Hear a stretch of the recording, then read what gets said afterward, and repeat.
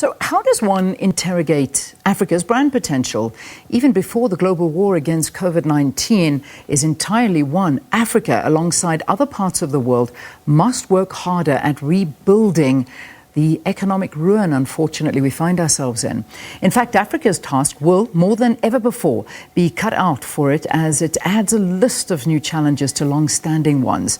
Now, this, of course, is part of the essential focus of this year's Africa Brand Summit, of which the SABC is a partner. Joining us to talk a little bit more about this, we've got Solly Moeng, who is the conference founder and convener. Great to have you, Solly. Thanks so much for joining us.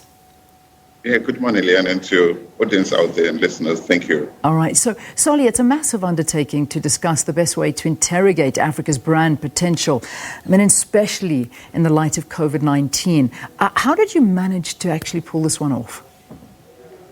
Well, we decided that we're going to push the boundaries, Leanne. We looked at what was going on around us, and we started thinking that we need to come up with something that's going to make us look back at 2020 and smile a little bit, despite all the things that have happened, the livelihoods, the businesses that have been lost this year. We didn't want to postpone these discussions to next year. Unfortunately, now we're emerging into a world of hybrid, where we can host a group of people in one location and everybody else live streaming from across the world.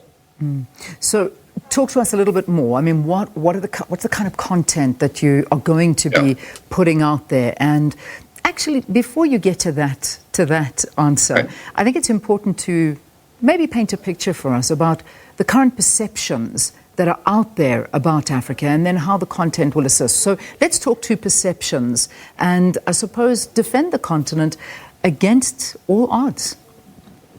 Look, Africa, like any destination, but Africa more than any destination, has got all sorts of stereotypes out there. People think, and if those who've traveled or lived in other parts of the world have been told stuff about Africa, sometimes people think that there's an Ebola happening in one part of the continent. They think it's happening all over the place. Leadership issues do hurt Africa. The political coups, military removals of government of governments from office, and the other negative things that go on around Africa about corruption. It's big, we know that, and nobody says some of these things don't happen in other parts of the world. But Africa tends to be stigmatized by these things. And what the summit seeks to achieve is to say that there are things that we can control. The things with us Africans is that we like to blame everybody else, history, apartheid, colonialism, white people, everything, for the things that we can control. I'm saying the summit is not about marketing Africa or rebranding Africa. It's about starting difficult, uncomfortable conversations about the things that we can change. We need to look into the mirror and say, what is hurting Africa? What are the good things? What are we doing right? What are we doing wrong? How do we progressively invest in the things that we are doing right and progressively reduce the things that we are doing wrong? We need to look into the mirror and acknowledge what we see, because a lot of the things that are hurting Africa today are not caused by the West or by things out there. They're caused by the kind of people we appoint in leadership positions at political, at business, at social or civil society level as well. Yeah, and that's really important because, there's obviously a big role for us as Africans, as people living on this continent, to progressively eliminate this negative perception about Africa being African in order to enhance the positive perceptions over time. So let's now talk to this conference and the kind of things you've got lined up to highlight these kind of perceptions and make it true, tell our own stories. Look, first of all, destination brands are very complex brands. They are multifaceted. So we're going to discuss the role of social justice. We're going to discuss the role of education, the role of the role that is played by politics, African politics, in shaping or informing perceptions about Africa.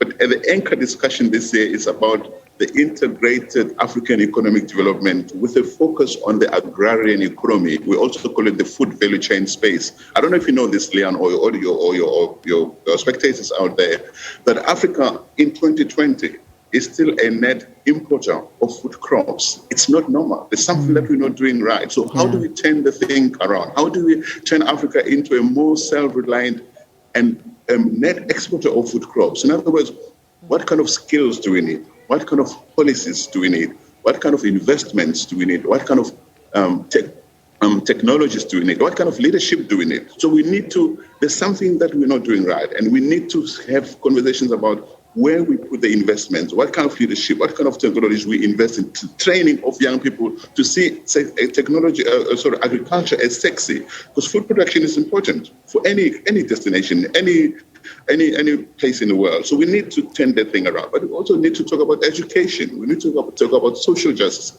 You know, Leanne, if you Google the happiest country in the world, you will come up with a country up there in the Nordic, in north of Europe. And if you ask, why are these people happy? And they will tell you, those people are happy because they trust their governments. They trust that when they pay taxes, those taxes go to the right places. They see the evidence of the taxes they pay. So they're happy to pay even when some of the taxation is quite elevated in some of those places. So we need to create a situation where we take care of our own, of our people, but we also we put people in government who are not going to end up with tenders that buy individuals 5, 6, 10 Maseratis. Where there's so much poverty.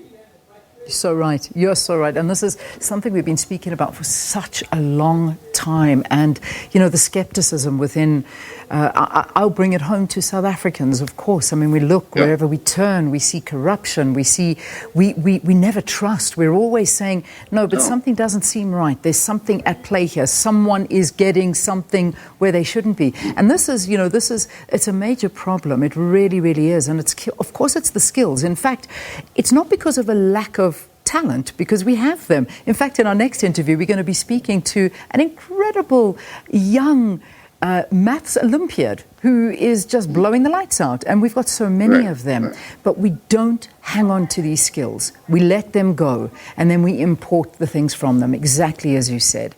So I know you know the problems. We all know the problems, but it's about getting around them and finding the solutions. How's the uptake been? I mean, what are we looking at in terms of people that have been attending online and some of the participants that are actually joining in?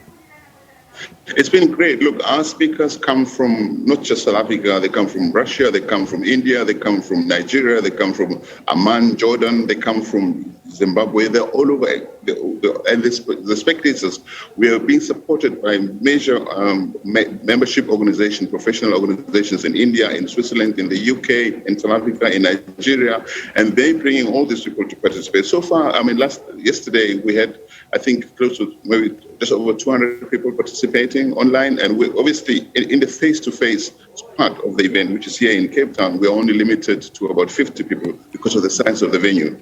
So we have 50 people in the venue with all the physical distancing, health, precautions that we have to take because COVID-19 is still with us, and everybody else is live streaming from across the world. It's been good. The conversations have been robust, and we had the Gala Awards dinner last night at which we awarded people who are doing really good things. This is not just about difficult conversations. It's about celebrating those people that we look at, or in NGOs, companies, individuals that build bridges between communities, people that we look at and feel, you know what, everything is not bad. No, it isn't. We have to celebrate those people. We certainly do. Thanks so much for being with us. Good luck. And I hope that the rest of it goes well. Solly Moeng discussing this year's Africa Brand Summit, which is focused primarily on the need to interrogate Africa's brand potential. Let's take a break. And when we return, that